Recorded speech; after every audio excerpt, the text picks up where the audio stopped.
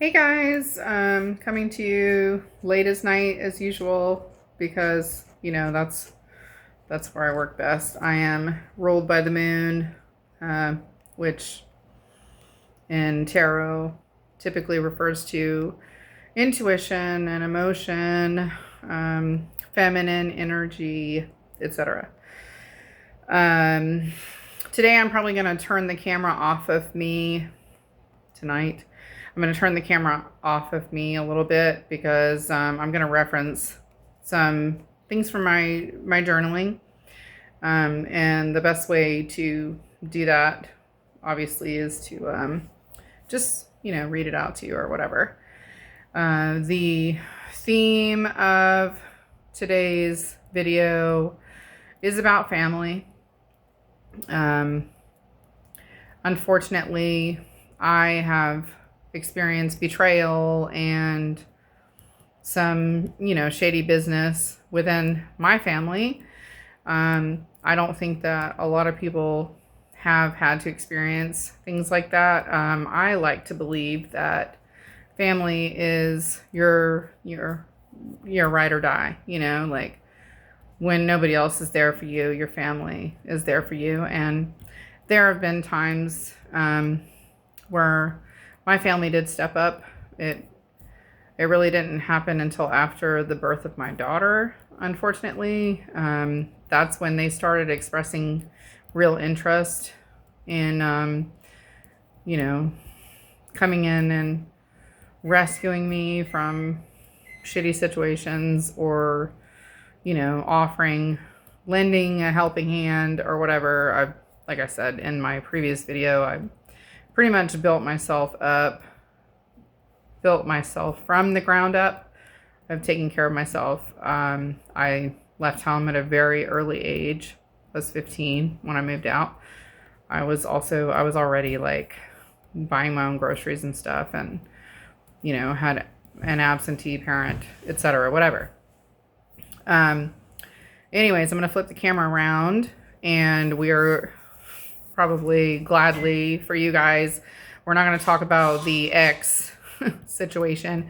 We're going to talk about family and how sometimes, in a lot of cases, especially if you're the black sheep, you choose who your true family is.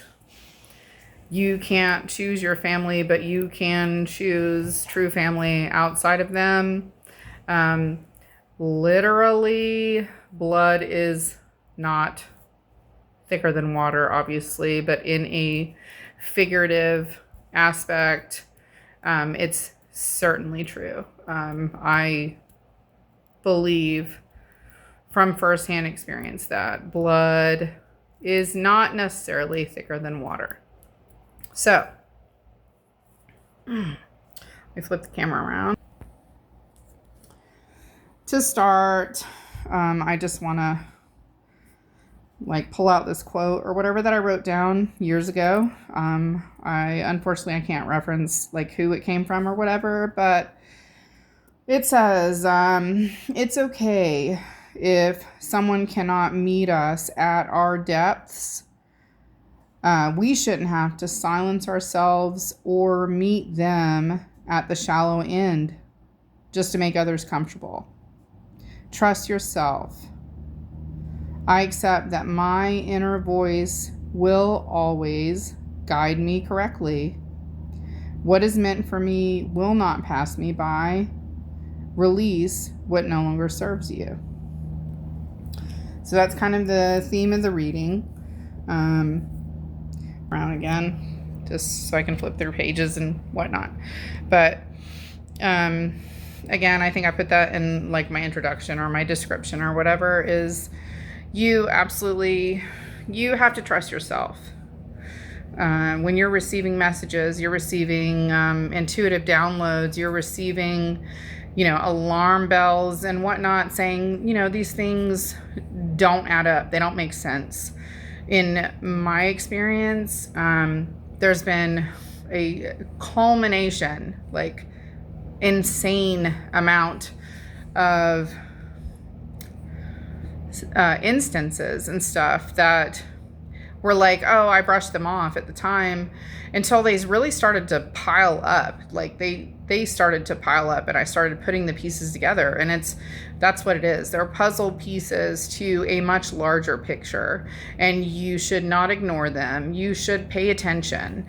And at one point, my own mother said to me, why do you keep seeking? Just stop looking for things. But it is in me to make sense of things and to understand what is going on, especially if my intuition is telling me something is awry.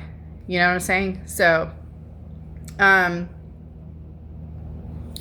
anyways, societal oceans, that would be the depths of your emotions. And I tell my daughter all the time, it's totally okay to have deep emotions and big emotions. And of course, I understand that quite well as an empath. I've always felt things very deeply.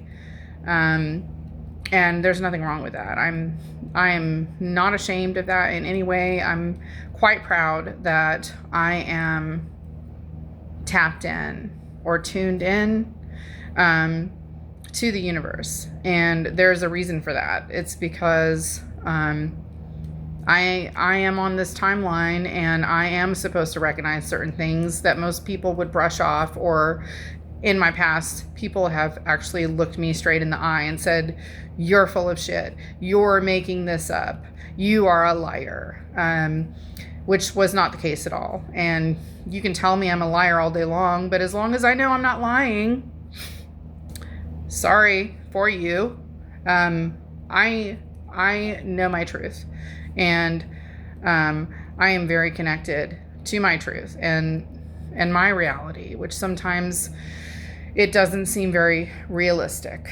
That's because I have led a very different life from a lot of people. It has been incredibly interesting, if you will, tumultuous, a rocky road, whatever.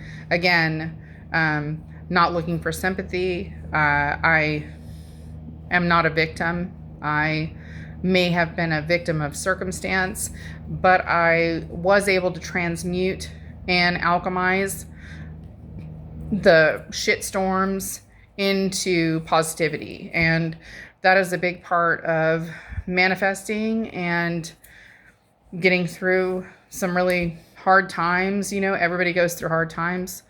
I also like to remind people all the time that when you come into contact with an energy that is especially ugly or sadistic or vindictive or whatever, it really has nothing to do with you personally. It has to do with their own struggle within themselves, their own hatred for themselves or unacceptance, etc. Don't take it personally. It's easier said than done, but it's not about you. It's about them. It's just like they say, you know, in school, when you have a bully, that bully is, you know, taking out on you. They're abusing you. They're kicking you in the dirt. They're doing whatever. They're mistreating you. But then they're going home and their parent is abusing them and treating them in these ways. And all they're doing is they're repeating the behaviors that they know, that they're used to. So I always try to find compassion and empathy, even though I don't know what they're going through, but I know that every person that you meet, you should treat them with kindness, because you have no idea what they are going through, what it looks like to be in their shoes. You can only imagine, but you can never truly understand because you're not them. And we are all autonomous. We are all individuals. We are one of a kind in each of our own rights. There is no one else who is you or who is like you, even if you follow a crowd or try to be one of the masses or whatever. I also would like to say the masses are asses. So don't try to follow a crowd. Just be your authentic self. It will not put you astray. It won't. Just be you. And you'll find that the people that truly love you, they will appreciate you for that, and they will stick with you through thick and thin. And the ones that don't, better luck to them. Their loss. You know what I'm saying? So anyways, I just want to like get my bearings straight here. I am an incredibly organized person. I'm incredibly meticulous and anal retentive, and I have like really good pattern recognition and things of that nature, which also go with your intuition and whatnot. But there was a time in my life that I was kind of like fragmenting at the seams. I was being pulled in all different directions, which it's not to say that doesn't happen to people all the time, but people were deliberately trying to bring me down. I've also talked about this in my past video where, gang stalking, whatever. A group of people came against me simply because they didn't like that I was different. They didn't like that I had some sort of energy or air about me that made them think that I thought I was better than them. Which I've never felt that way. Like I've always been very humble. I have learned and been conditioned from a very young age to be humble, that I was not good enough, that children should not be seen or heard, or, whatever the saying is, whatever. So this does go back to that. But like I said, again, we're talking about family. Just to start this video off, or give a precipice for, what I'm trying to get to. And I apologize if I am unorganized. It's just like off the dome, I'm just like going with what I feel here. Cause, that's another thing about me. I believe that some things are not to be understood. They're not to, be logically put in order or whatever. Some things, some people, some situations or experiences, rather, they should be felt and not understood. I am one of those people.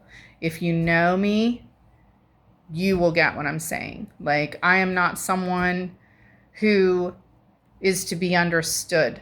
I am someone who is to be felt. And that is also how I perceive and receive energy around me. Like I feel so much.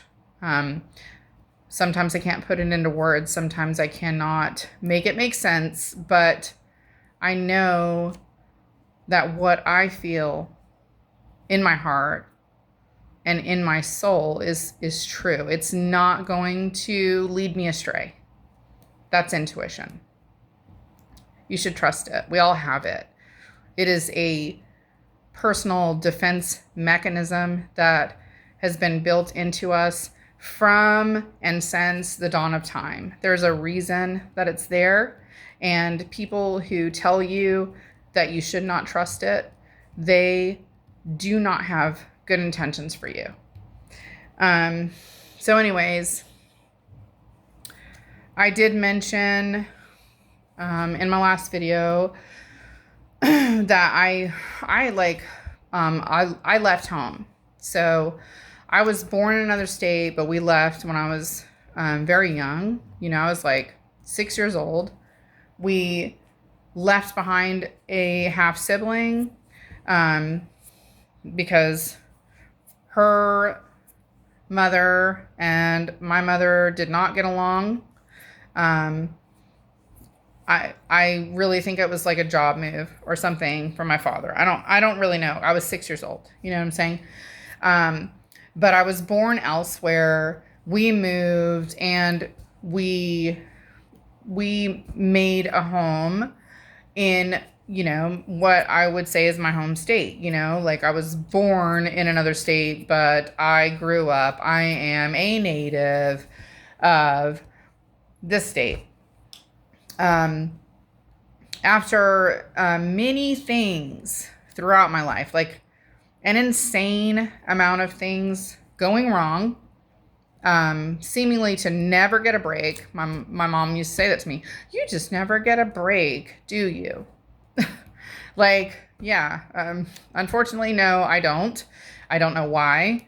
Because, as I have also said before, I move with good intentions and integrity, and I don't aim to hurt or mistreat or abuse anyone. Like I believe in to each their own, live and let live. It is none of your business what they want to do with their life, what their obligations are, etc. Until it's affecting you in certain ways. Then obviously they have made it a part of your life, and you might want to like reevaluate what's going on or whatever. But anyways, Florida native, been through a lot of things. A lot of it was definitely my own doing. Like I take full accountability and responsibility for, when I was younger. I also mentioned earlier, like that I married very young. I was swept up in the energies of other people that were older than me, that were, more domineering or influencing me in certain ways, except for that I was also very independent. I've always been very different and just an individual that like stuck out in a crowd, even though I would prefer to be in the background. I don't like the spotlight. I don't like being noticed. Probably because I also was conditioned at some point in my life to dim my light or to dumb down for the comfort of other people. That being said, I've always been a free spirit, if you will, a wild heart. I am a Taurus zodiac sign, but I also have my moon is in Leo. So that's an interesting balance that I have. The rest of my chart, like predominantly my birth chart is like Gemini, Gemini, Gemini, Gemini, all my houses, like all my Mercury and everything. Like there's so much Gemini in my chart, which is the twins, which is kind of strange to me. And my sibling's sun sign is Gemini, which I think is funny. But anyways, Taurus sun, Leo moon. I am that grounded, that fixed sign, close to the earth. I find enjoyment in natural things, in nature. I, am introverted, don't want to be in the spotlight, things of that nature that go with my Taurus sun. But then also I have this other, the other side of my personality or whatever, if you will, which again is kind of like the Gemini dynamic or whatever. The other side is, just free-spirited, wild, a leader, you know, like, I think both Taurus and Leo also like have nurturing elements in them or whatever, probably more Taurus, but the lion, you know, I have a beautiful lion tattooed on my thigh. First of all, because it was a tribute to my my ex-husband and my daughter's father. He was a Leo, which I also mentioned, you know, before. He was a beautiful. He was the epitome of what I know to be Leo characteristics, like outgoing and magnetic, and just people immediately like loved him. And had every reason to. He's just a very compelling and interesting and magnetic person. And he was also like, he was a badass, you know? He was like the king of the jungle in a sea full of sheep or whatever. I also have those elements. So not only do I have this tattoo as a tribute to him that his brother did for me, and it looks like him, it resembles him. He already resembled a lion, and I would show you guys, but I have leggings on right now. It resembles him in the way that it's almost like Scar from The Lion King. Okay, so he's like an older lion with a longer mane, or not mane, but like the beard or whatever. He has scars on his face. Like, you can see the journey that he's had, that he's experienced or whatever, just by looking at his face. And then also that it's significant to me as well because my moon is in Leo, and I definitely have those traits. So again, anybody who knows me, they see that fixed, stubborn, bull energy or whatever, but they also see where I'm fluid.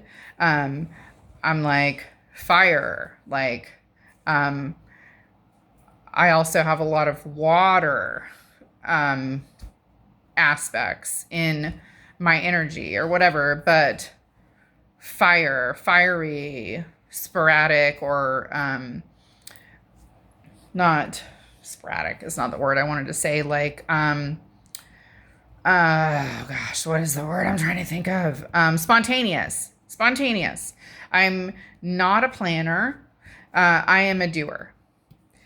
And I will touch on that like later in another video. Like, I want to talk about like manifestations for real and manifesting. But anyways, I trail off, and I apologize for that. Like, again, I don't have like an outline in front of me. I just have an idea that I want to communicate with you all, and I want to share with you, and I hope that you can take something from it and you can learn from it. That is my ultimate goal, is just to uplift and educate people on certain things. So like, if they're going through it, they will have kind of another perspective, an outside perspective on how they should approach it or how they should react or whatever. And going back to before I trailed off on energies and astrology and whatnot.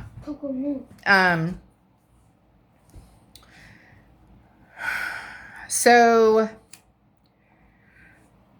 I grew up in my hometown. We left the state I was born in when I was 6. I have traveled. I have definitely seen the United States. I've seen a little bit outside of the United States because my first husband did become a truck driver, and I went over the road with him for 2 years. So we, explicitly did long hauls. most of the time we stayed in the eastern states or whatever, but there were trips where we went from Florida all the way to California, or all the way to Washington or whatever. Definitely spent a lot of time going through states. Can't say that I've spent lots of time in every one of the states that I visited, and I had visited every one of the states in the United States, with the exception of California, until I met my my daughter's father, who was from California. He had come back to meet his estranged father. He didn't know him until he was 18 years old. So he told his mom one day, he said, "I want to meet my dad." He got on a bus. He rode a bus from California to Florida, and met his dad and spent time with his dad and his dad's new family or whatever. And he worked for him. And anyways, so I've traveled. I have spent time away. Like, I've always kind of been like the gypsy or whatever. And there is gypsy blood in my heritage. Okay.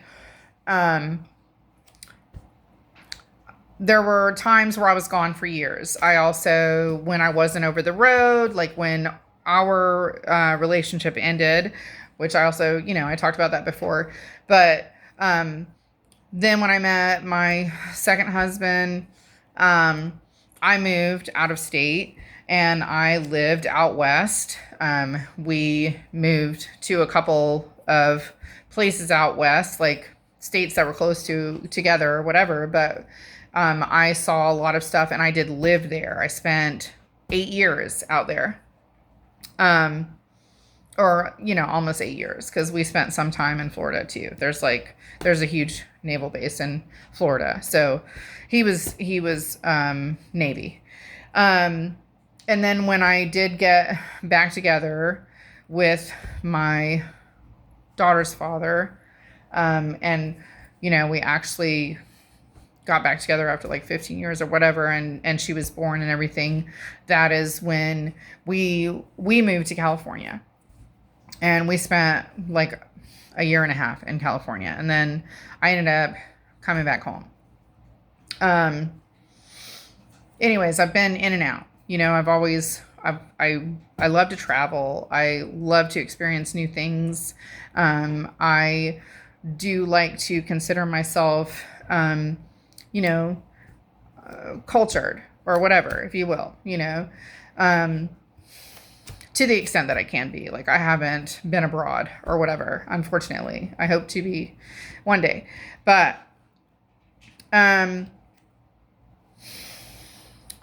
so when we came back from California, we did on rocky pretenses or whatever, like I ended up leaving because I had to.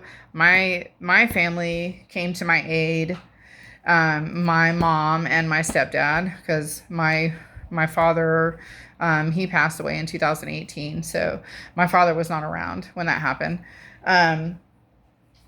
Actually, I take that back. He was around. He did get to meet my daughter, thankfully, because I really wanted him to before he passed away. So he did get to meet my daughter. She was just very young.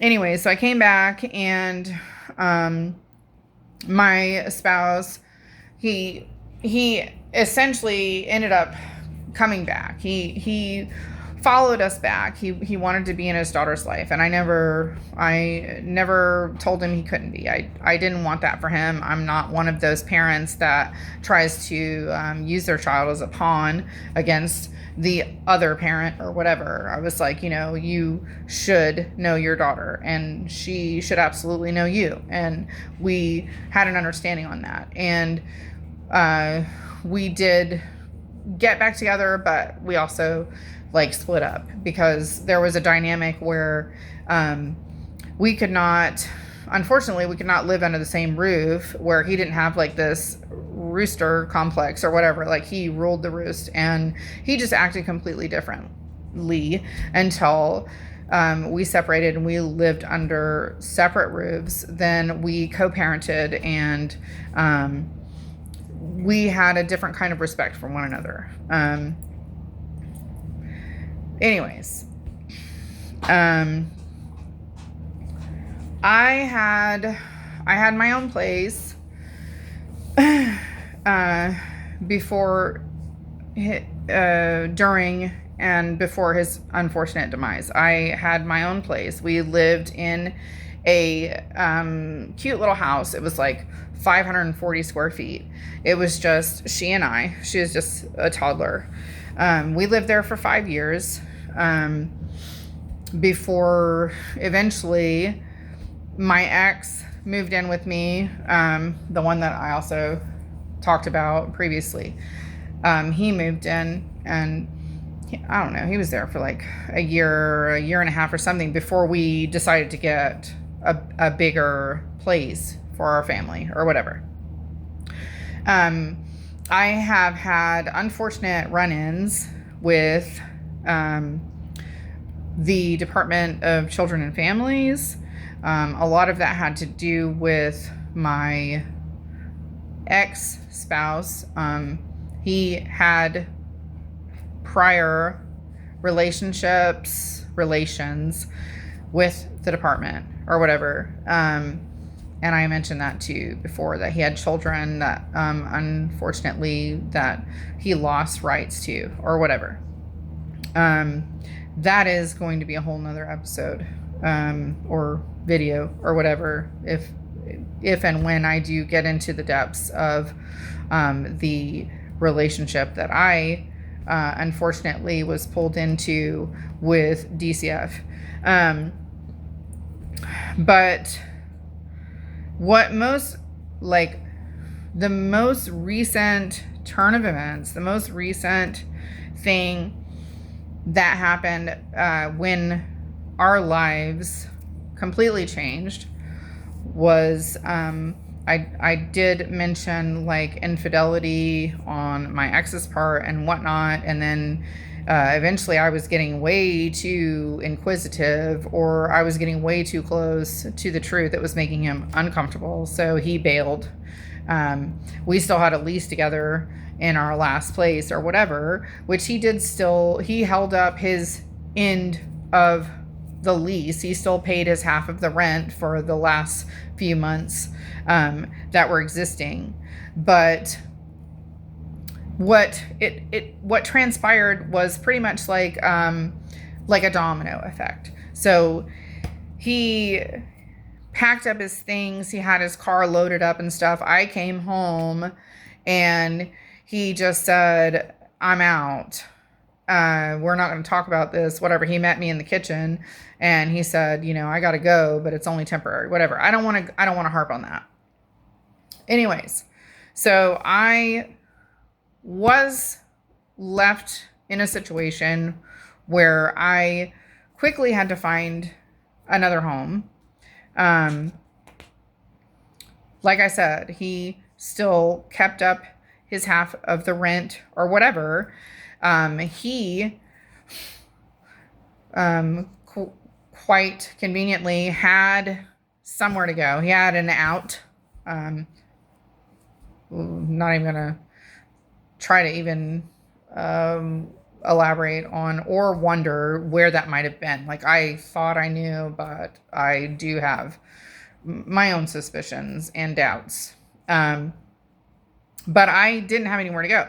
So I was forced into urgently, like, trying to find a new home, come up with a deposit, make sure that everything, all the loose ends were tied on this house that we had together, which we were there for a year, like we didn't break lease or anything like that. Like, it was all in good standing. But I had to find a home really quickly, and I did find a home, but it was beyond my means.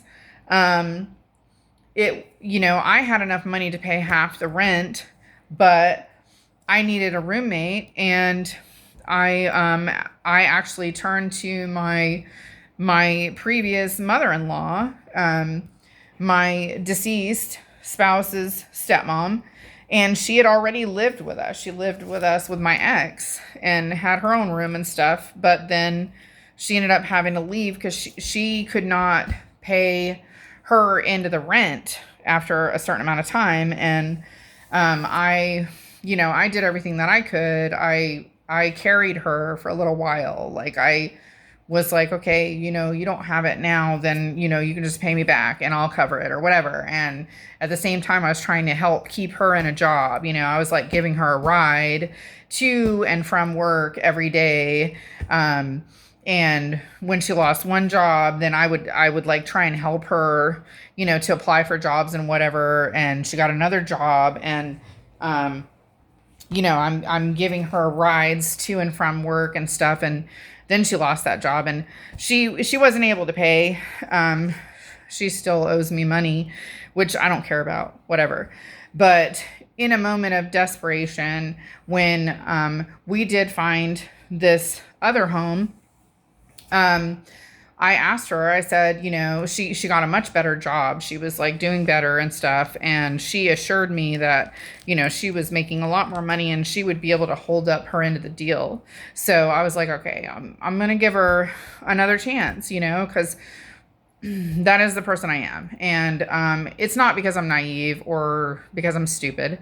It's because I am compassionate, and I do believe that people can come up, they can change in certain ways, like not necessarily to the core or whatever. You're always going to be who you are, like you can level up and whatever. You can do better for yourself.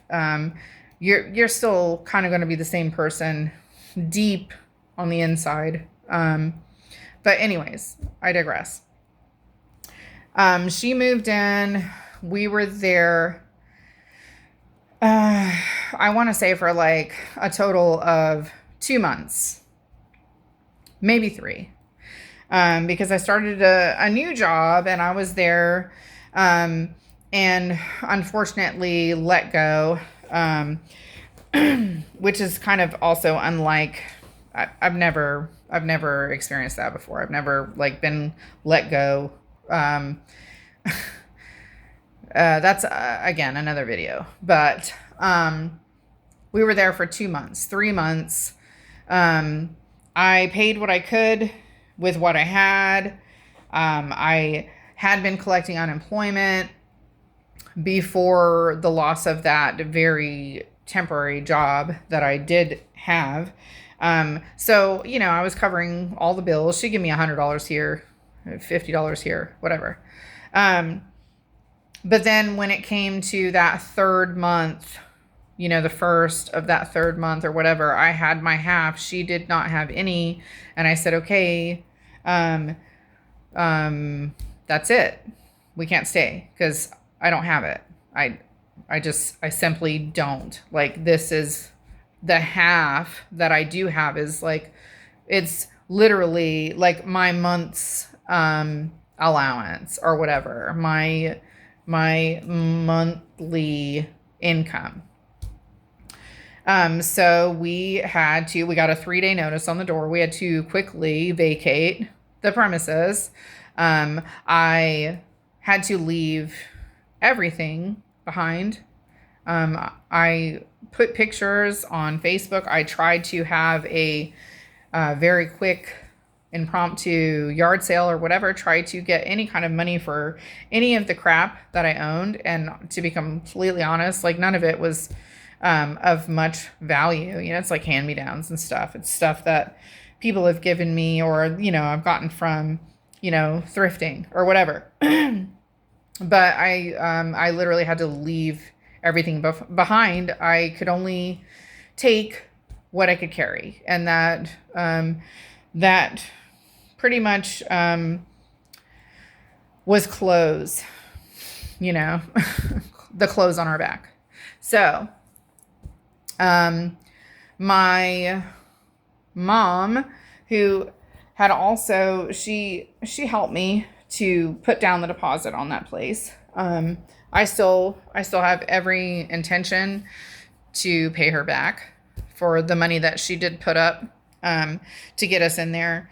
But then when I ultimately I lost it anyway, she was like, well, you can come stay with us. And after that unfortunate, like, temporary job that I had or whatever, again, I was collecting some unemployment. It was not very much at all because I was not even there 3 months. Okay. We moved in with her, my daughter and I. We moved in with her. We were there for 2 weeks. Maybe not even 2 weeks. Maybe a week and a half. 2 weeks. 2 weeks. And she started acting really out of character with me. Like I had not seen, like, some of these types of behaviors from her ever, but also recently released from a emotionally abusive and manipulative and narcissistic type union or whatever, recently being separated from that. I was, like, seriously, like, picking up on these weird manipulative behaviors, like, again, I'm learning now that this might have actually been going on much longer than I would have ever thought. Like, it was just much more covert. Also, maybe why my life has been particularly difficult to navigate through. I'm not saying that everyone's life is not difficult. Of course, you have difficult times, and it's just like, it seems like the pattern that I have lost and rebuilt and lost and rebuilt and lost and rebuilt and lost and rebuilt. Like, I have fallen down. People thought I should have given up a long time ago. I should not be alive. Like, there have been so many times that I have been knocked down, but I just keep getting back up again. That's just what I do. I do have the strength within myself to rebuild no matter what has knocked me down, and I will continue to do that. Like, that is true resilience, and fortunately, I have it. Sometimes it is a curse. It is not a blessing. I'm like, Jesus, I am tired. But she just started getting really aggressive. She would storm into our bedroom because my daughter and I shared a bedroom. It was her spare bedroom. She would storm in early in the morning and be like, get up, go out and get a job. And I'm like, excuse me? I'm like, I am 44 years old. I am definitely job hunting, applying for jobs habitually. I'm online. I'm doing that. I am definitely doing my own thing, trying to take care of this. And also receiving a minimal amount in unemployment that, I was due because I have worked my entire life. I actually logged in on the Social Security site, and like I said, 44 years old, I already have my full 40 credits. I can receive my full retirement already right now, except for that I'm not old enough because I have worked my butt off since I was 15 years old. I have put in the work hours. I have earned the credits. Okay? So anyways, stop. Look how many free gifts I have. Great. Okay. So, I did mention before the gang stalking. This, I can tell this video is going to go way too long, but the gang stalking, there was, my devices were hacked. I was not only being cyberbullied and berated and attacked on, social platforms or whatever, but my actual devices were being intercepted. They were being blocked. I spent months applying for jobs and did not receive one response from anyone. And it ultimately led to my realization that I was being blocked. My emails were being blocked. Things were being blocked for me because I had now been pushed into a corner. Excuse me. I'd been pushed into a corner, and people who wanted to achieve something from my downfall had got me right where they wanted me. And they slowly tried to take away my independence. They tried to take away from me in order to make me vulnerable and weak so that they could take advantage, that they could manipulate my life in whatever way that they saw fit, which is crazy. Like, it's crazy because it's my life and I'm grown, like I have been around for a while. I don't need anybody. I don't need anybody controlling my life. I am a grown adult, like what kind of sick person feels like they want to strip someone down, take everything that they have, take every strength that they have, take every opportunity that they have. They want to just take it all away so that you're left needing their help, and your only option is that they can help you, and that's your only opportunity to get out of this grave that they've essentially dug for you. Okay. So anyways, I'm just going to reference some journaling that I did. You don't necessarily have to read all this. I just don't want to put it on my face the entire time. But so, one of the first occurrences, when I started to oh my gosh, I need to write this down. I need to journal this, which I was already journaling. I told you that. I was already going within, whatever. And I have, never mind. 7/18. My mom just told me that she hopes no one takes pot shots in the front window.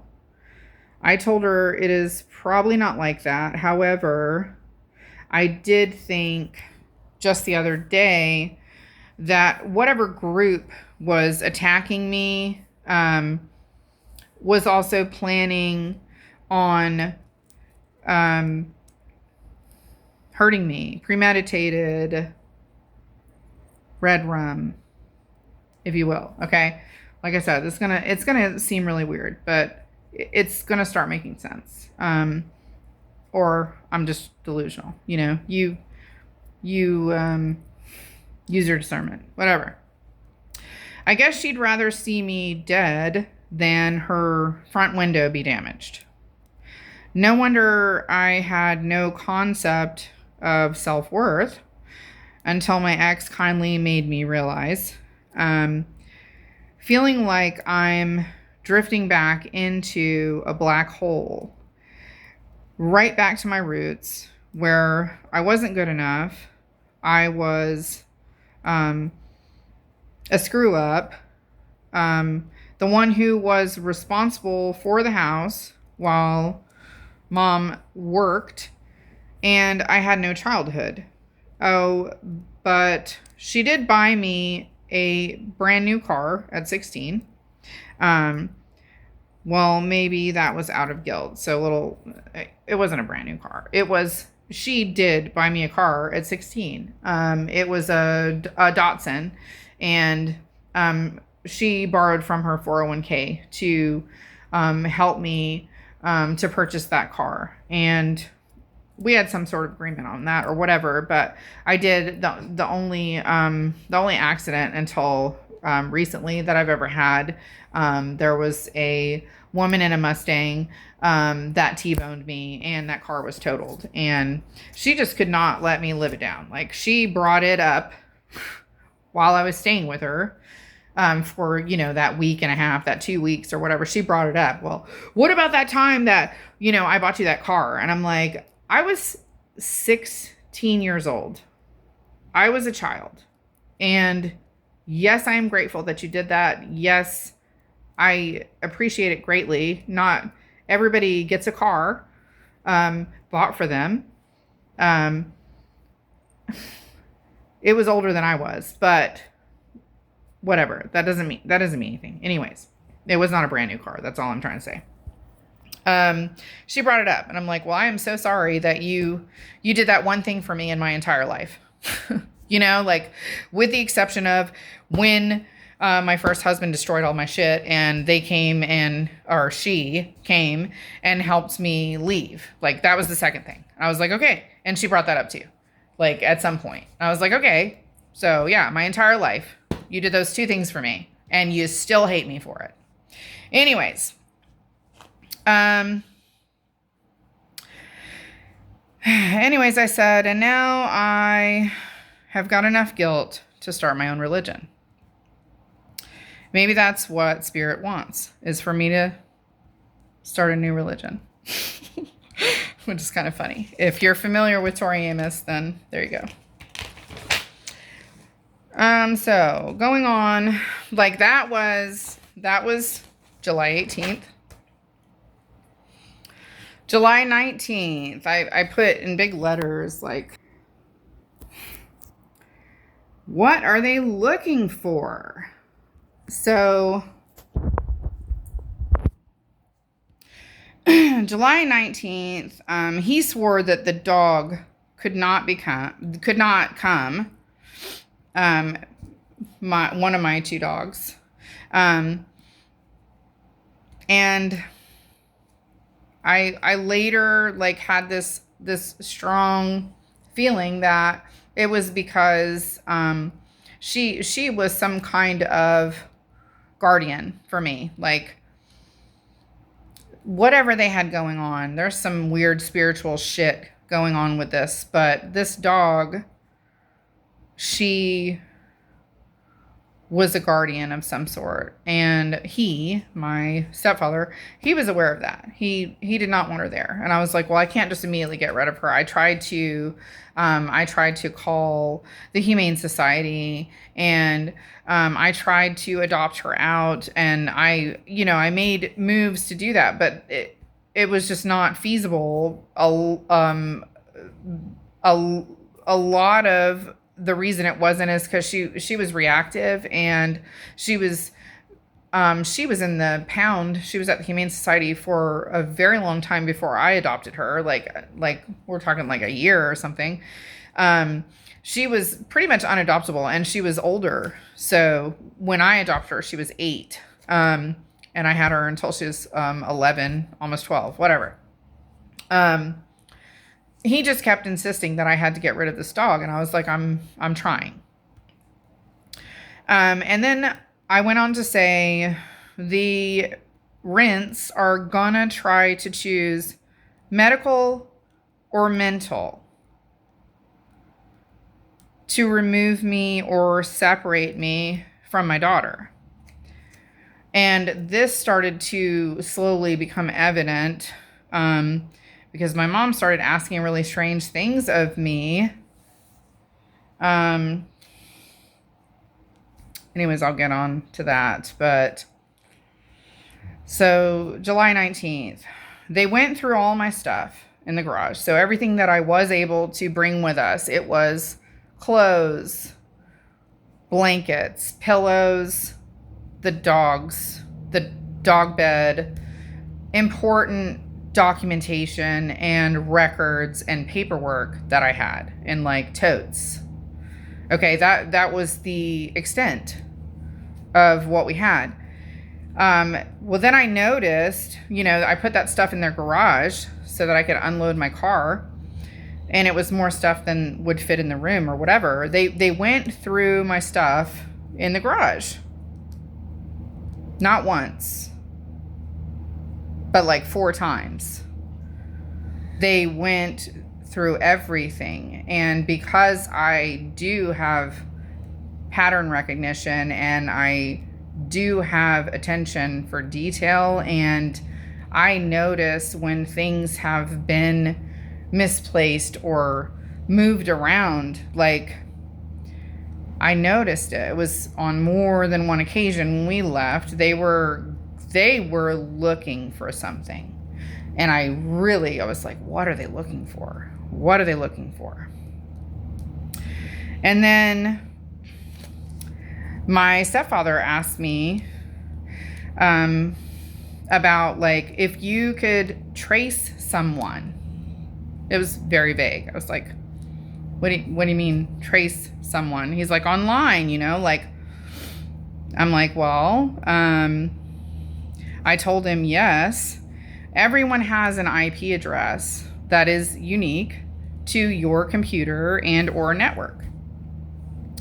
I thought that was strange, like, what is he worried about being traced? Whatever. So my things went through. It was very obvious.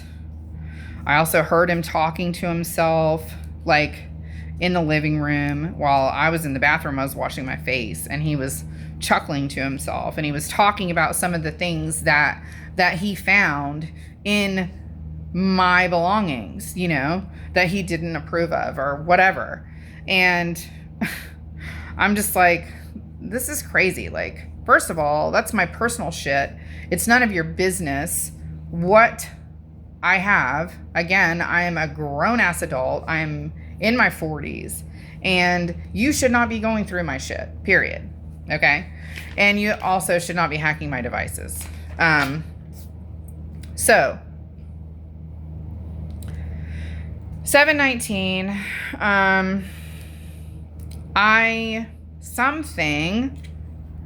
something, it might have been an email or something that I got, something made me realize that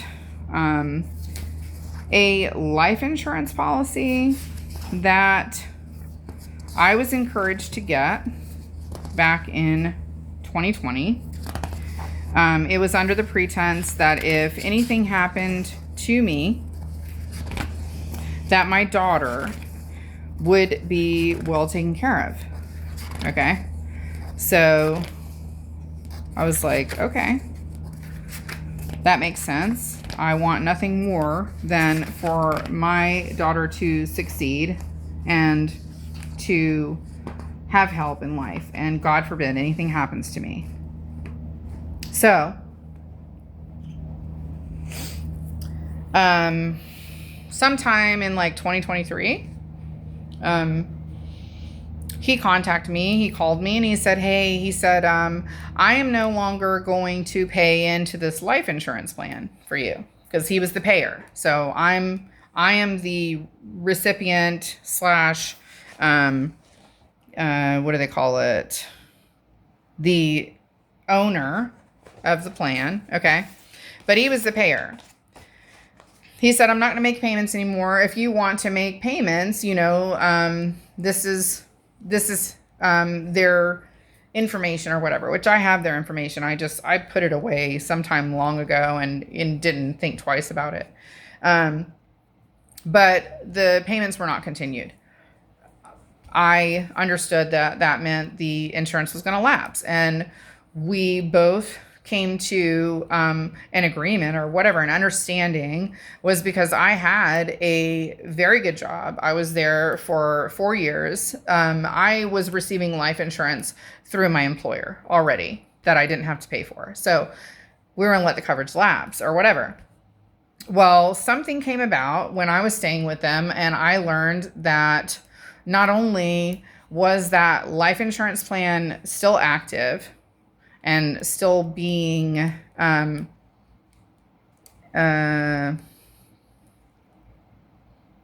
the word I want to say?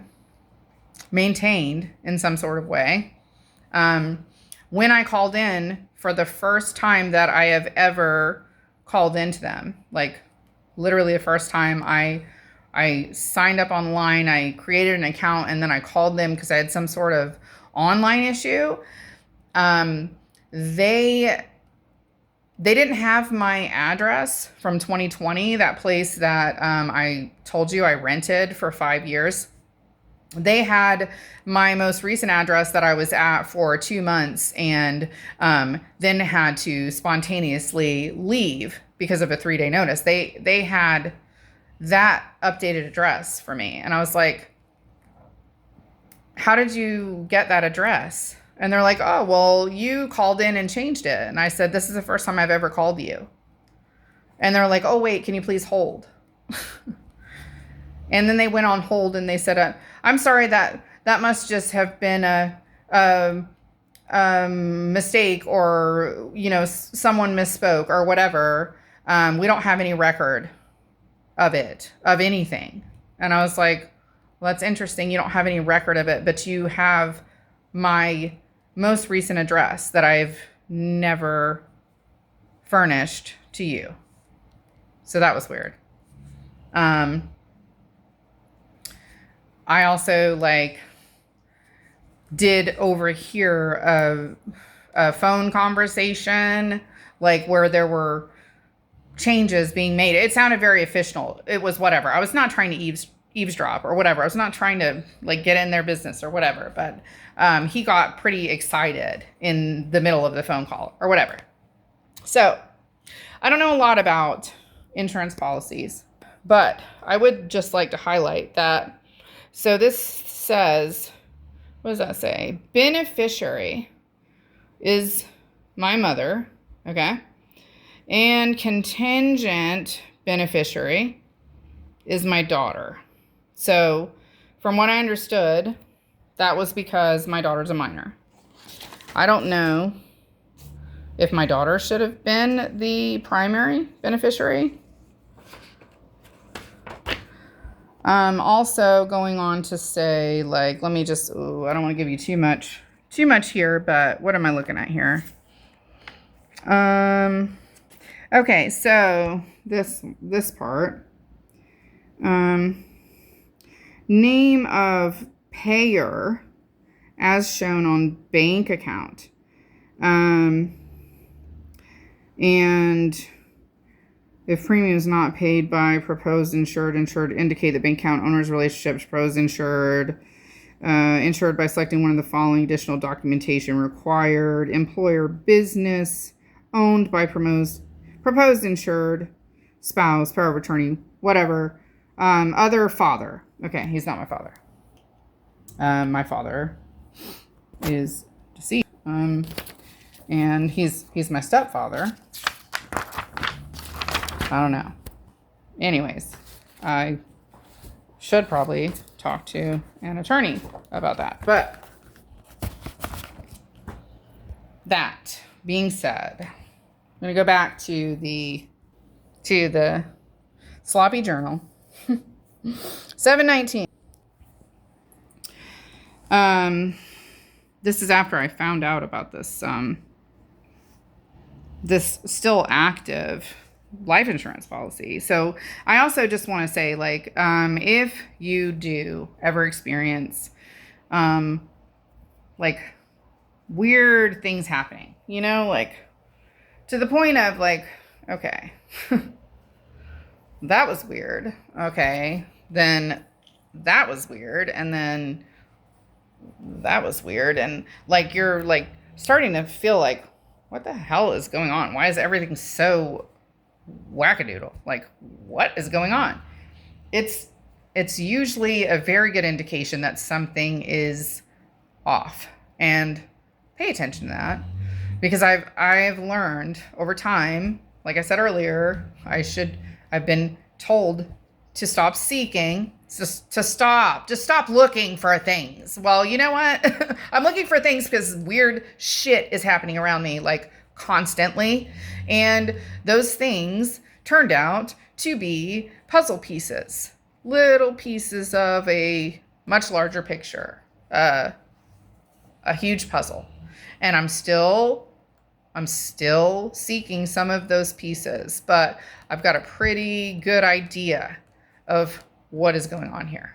Okay. And I also would just like to say, I don't believe in coincidences. There's no such thing as a coincidence, babe. I'm just going to let you know that right now. Okay. Things happen for a reason. And if people tell you, oh, that's just a coincidence, I wouldn't trust that. I wouldn't believe them. There might be, and I would try to think of an example for you right now, but I know I'm not going to. I am far too tired. I'm just, after working, I'm just tired. But, yeah, there are little incidences where, so-and-so's name is the same, whatever. Like, okay, here's a good example. I was, on my job the other day, and I was supposed to do a delivery. It was at a particular address, on my GPS, and the person I was delivering to was Michaela. And I got there. I had to walk through the entire department store or whatever, go to the back because she was in the back. She was on the phone, whatever. And I was like, hey, Michaela, I've got your delivery. And she looked at me crazy. And her name was spelled a little bit different than what I had on my order. And then they were like, oh my gosh, what is the suite number? And we discovered that I was at the wrong suite.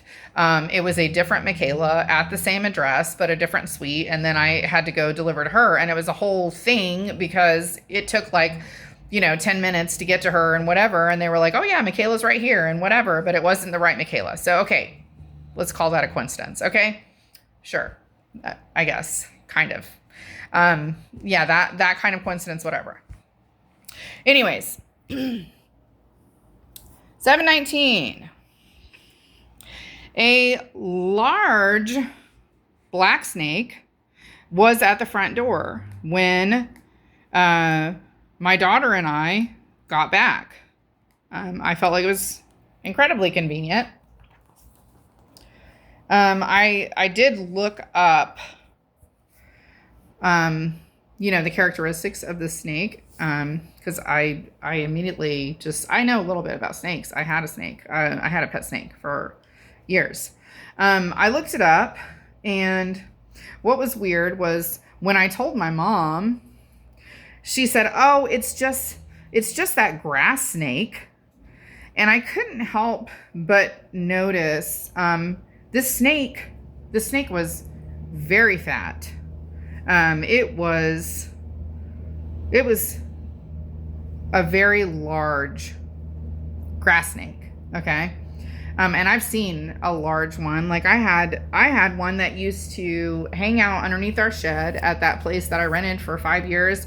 She would poke her head out, while we were sitting in the shed and listening to music or whatever. We would sit there with the doors open, and she would poke her head up and look at us. And she was really cool. She was a black, garter snake or whatever. She's probably about 4.5 feet long. She was a big garter snake, but she was still thin. She was not fat. And that is what I noticed about the snake. So when I looked it up,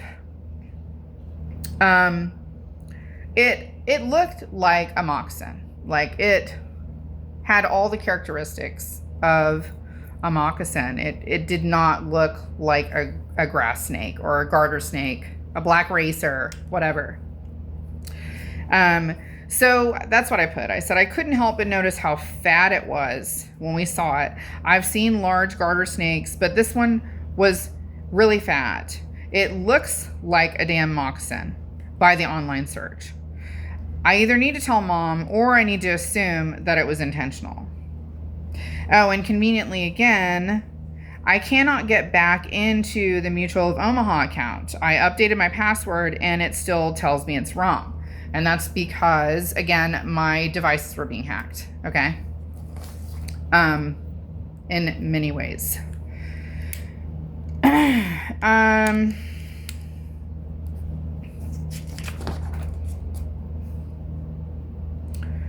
Moving on.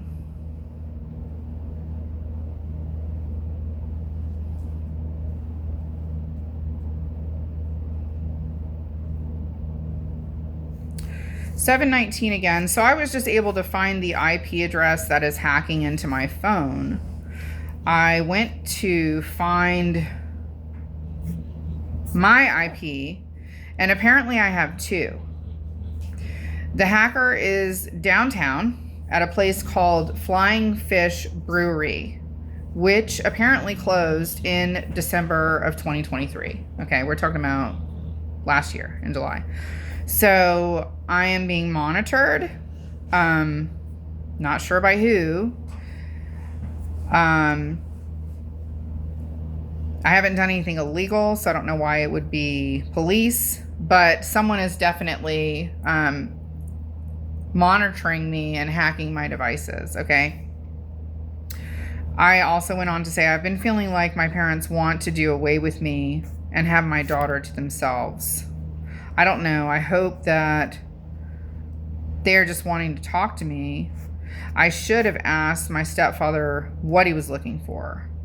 And also my stepmother-in-law that stayed with me, she also went through my things. Like right before we moved out, she went through all of my boxes of paperwork. She was looking for something. I don't know if they're looking for something to incriminate me, which they've got it wrong. I don't have anything like that would incriminate me. And then 7:20 the next day, I wrote, now my mom just said that I should move my daughter from her school in our county to their county, which is the next county over. And I was like, why would I do that? This is only temporary, you know, like we're not planning on staying here. I'm going to find work and I'm going to get our own place again. I'm not planning on banking off of you guys, benefiting off of you anyway, whatever. But she was like, you should do this. She also, before the ultimate straw, and this is why I ended up leaving. She said to me, you've done a great job with your daughter, but we will take her now. We got this. And I was like, excuse me?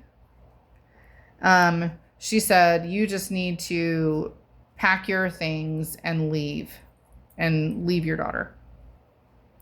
And I was like, that's not going to happen. There's no way. My daughter is my everything. She is my entire life. And my dogs. Like I put on Facebook when all of this happened that the people who were meant to join me on this journey, people and animals, they are with me. And it was my daughter and my two dogs.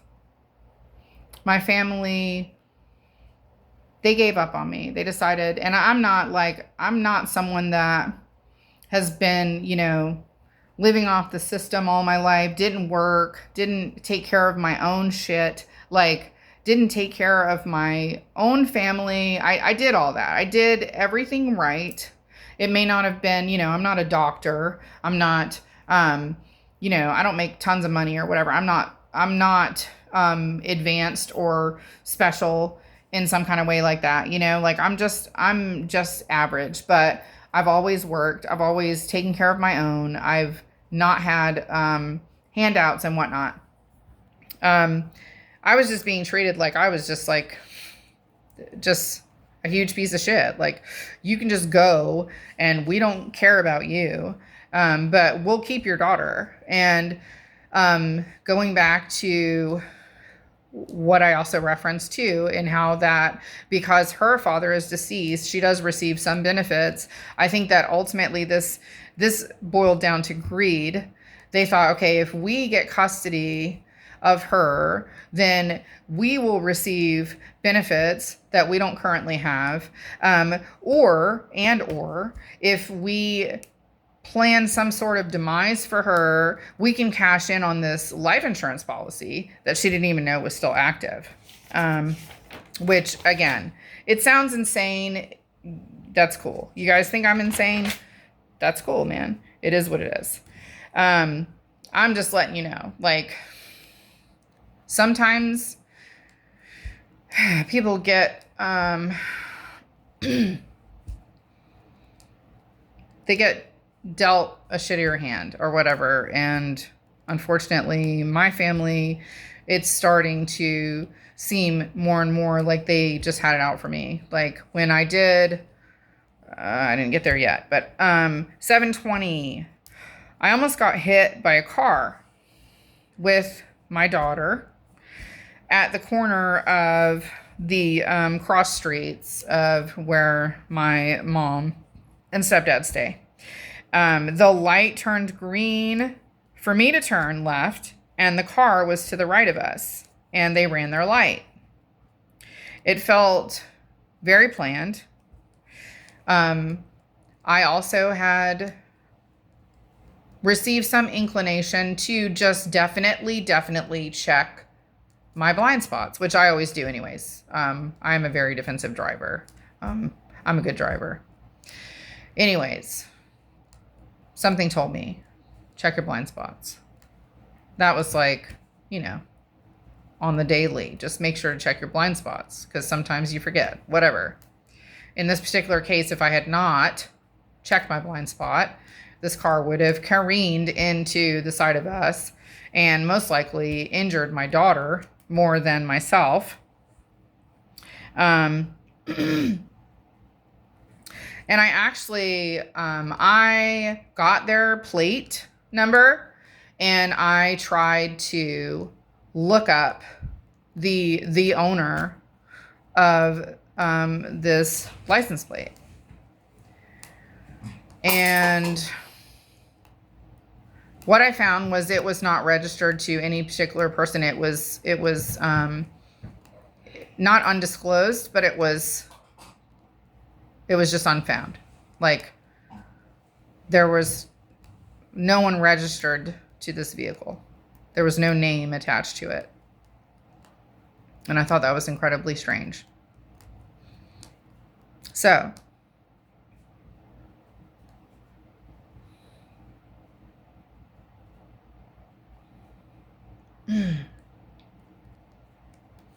there was one other incident.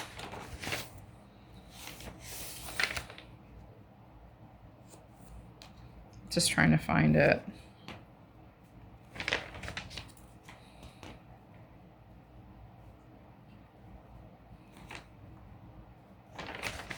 Okay, there's more than one.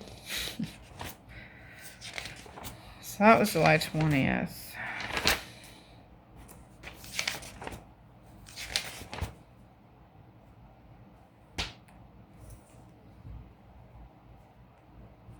Where did that other one go?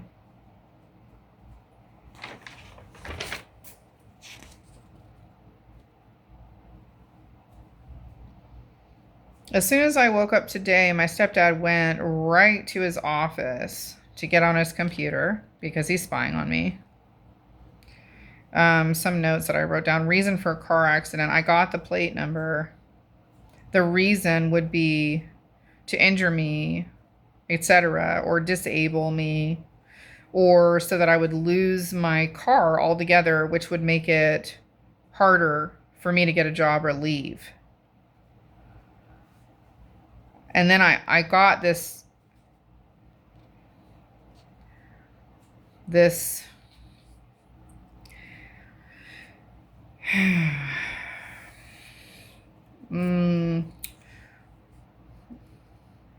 I'm so used to like censoring this shit because people just think I'm crazy or whatever. But it was literally like a telepathic message. Like I heard it. Okay. I heard it because I am clairaudient, if not some other clairs, clairvoyant, clairsentient, whatever.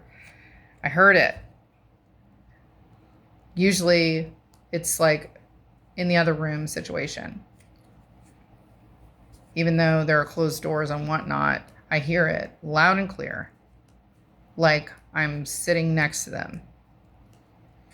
My mother said, "You are never leaving this house." Plain and clear.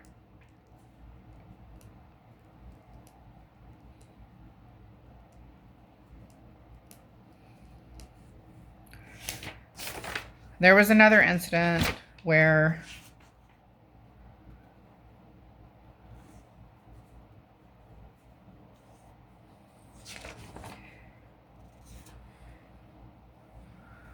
where is it? I can tell you. It was just like we got home, not when the snake incident happened, but there was another day that we went out to lunch or something.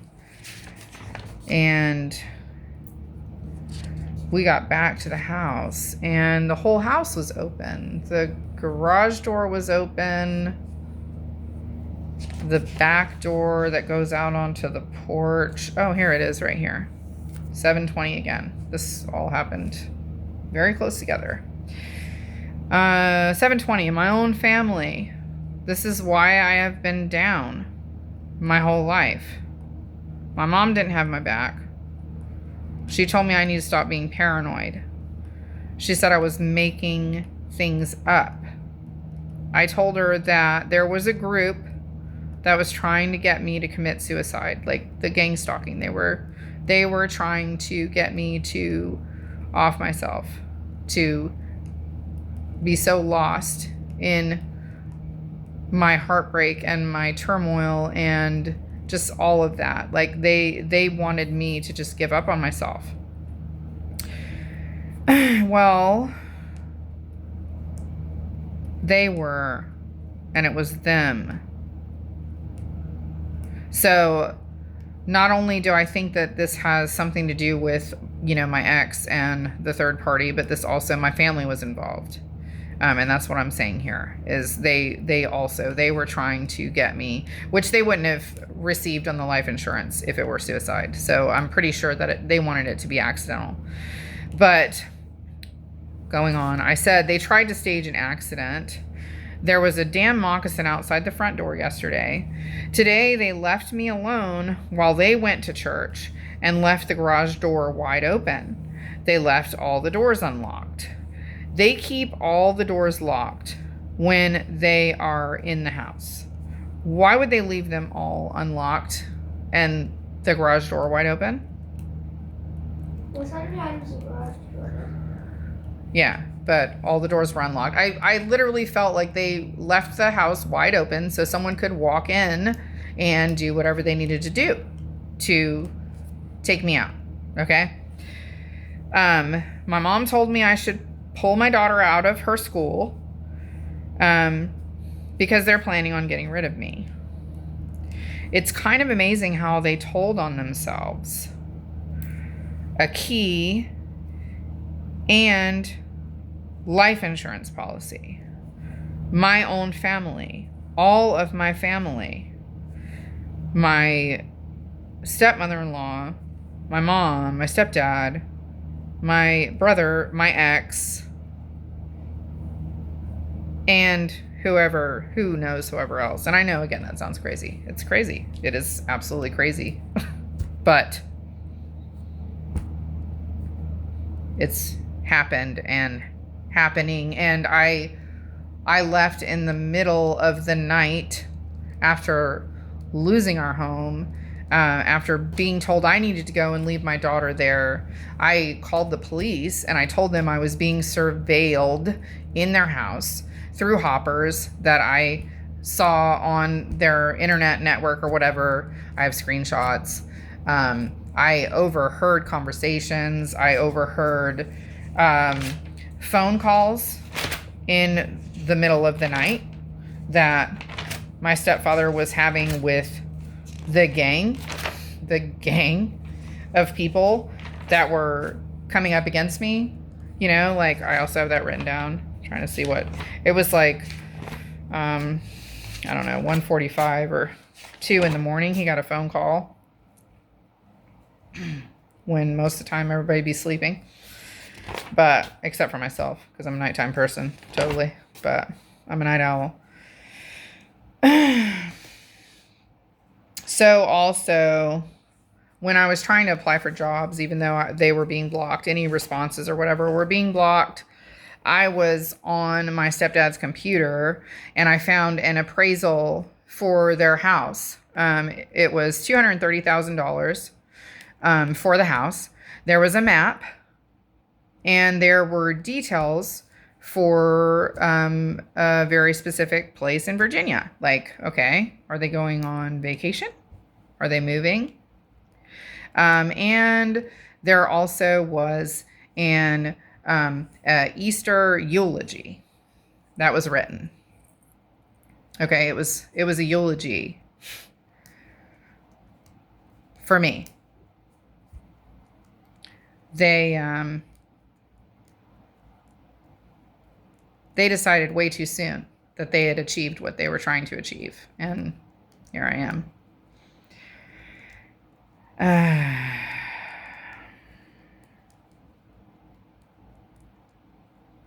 So there was the plans for a vacation / getaway, which they were going to kidnap my daughter. They were going to sell their house. And I wrote down here, they must be planning to leave town and start retirement. And there was one other thing where I started researching like protein powder and stuff because I found this weird, unknown.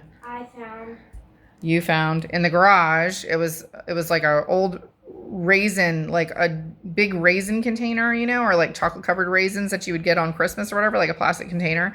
And it was full of this grainy, powdery substance. And I was like, what is this? And I like smelled it and it smelled like garbanzo beans or something. It smelled like, you know, like beans, if I remember correctly. So I just started looking it up because I had this weird freaking suspicion that like this was some shit they were trying to poison me with. And there were a couple instances, and I wrote those down too, where my mom kept trying to feed me things, and I just, something in my whole being told me, do not eat it. It was, one time it was pizza. She made a pizza. It was half cheese and half pepperoni because I don't eat meat. I didn't eat it. And then another time it was like this edamame that she bought for me specifically or whatever. And I was like, oh, thank you. And then I just didn't eat it.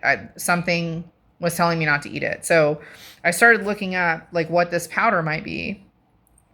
And it was probably a protein powder. Actually, I went as far as to post it on my Facebook. So I was like, what does this look like to you guys? Of course, nobody answered or whatever. But I started looking up, and protein powder is actually very high in heavy metals, and it can be bad for your kidneys. Heavy metals also have traces of arsenic. May or may not have been related, but shortly after I left the state and fled for our safety or whatever, I started having chest pains in the car, and I ended up being hospitalized because I had blood clots in my lungs. And I don't know what that was from. I had a friend that said maybe it was from receiving the COVID vaccination, the first one or whatever. But I definitely, I started getting sick from the things that were happening. It did manifest into physical issues for me, but They put me on blood thinners. Thank goodness I didn't have to get a chest tube, or I didn't have to get any surgery or whatever. And I seem to be perfectly healthy now, which I have not recently been back to the doctor to get chest x-rays or whatever. But that being said, there are also some other weird things involving some of my other family or whatever that I choose not to get into right now. But I definitely think that all of this is going to come to light at some point, because the truth always will come to light. As crazy as it sounds when you guys see me on the news, because of all the things that have transpired against me and towards me, and by a mass amount of people, some people that I don't even know, you're going to be like, holy shit, she was right. So, the whole point of this, though, blood is not thicker than water. I don't know.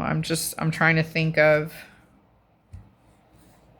really what is the best advice to give you if you were in some horrible dynamic or situation like this. But I did start out,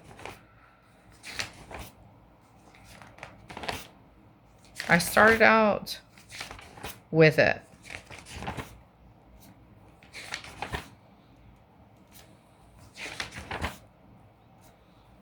If you ever feel threatened, if you feel like people are targeting you and trying to take you out and dismantle your whole foundation and things of that nature, just trust yourself. Trust the spirit in you, the spirit outside of you, spirit. When it's time to go, it's time to go. I received a very clear message. Like I said, I left in the middle of the night. I didn't say goodbye to anybody. I did try to say goodbye to my ex and let him know I was leaving, but he was, conveniently indisposed. So I just left, and I'm still pretty much living like a refugee. But the answer is within you. Let go of the outcome.